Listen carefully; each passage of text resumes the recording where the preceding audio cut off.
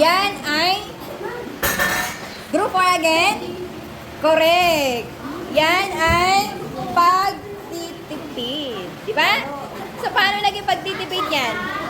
Oh, tingnan yung mga larawan. Dalawang D. Oh, di ba? And plus D. Kaya, pagtitipid. Diba? Ang galing?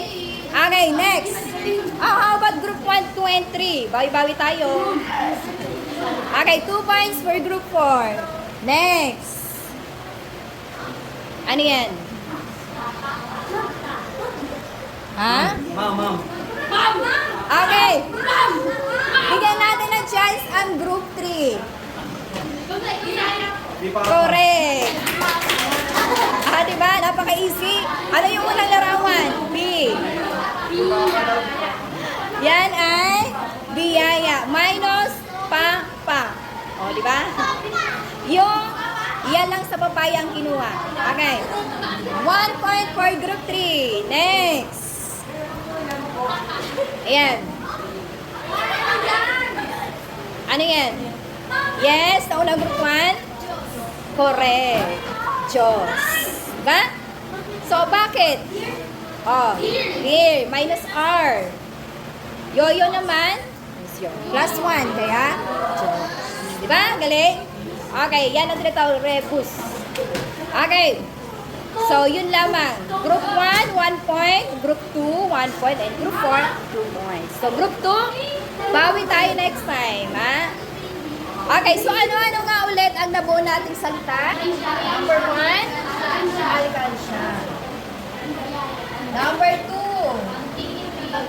pagtitipid. Number 3, biyaya. And number 4, okay. So, yan ang mga nabuo nating salita. Ngayon, ang tanong, mahalaga ba ang mga nabuong salita sa inyong buhay? Mahalaga o hindi? Mahalaga. Bakit?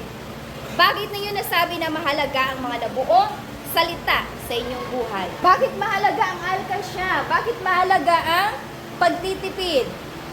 Biyaya, at lalong-lalo na ang Diyos. Kasi kapag wala na po kayong mabili or pera, meron po kayong may pagkukuha. Tapos yung pagtitipid naman po, kailangan natin makaset. Lalo na sa mga gastusin sa bahay. Makakapagpulis ng buhay. Correct, tama. Ha? Ano pa? Sa Diyos ma'am, kasi walang papantay sa kanya, yung pinakaano natin sa taga-taasa. Siya ang nagbuhay sa atin, kaya dapat So, lahat niyan ay mahalaga. Ang alkansya, pagtitipid, biyaya, at Diyos. Yan ang higit na nakakatulong sa ating buhay araw-araw at sa panghabang buhay. Diba?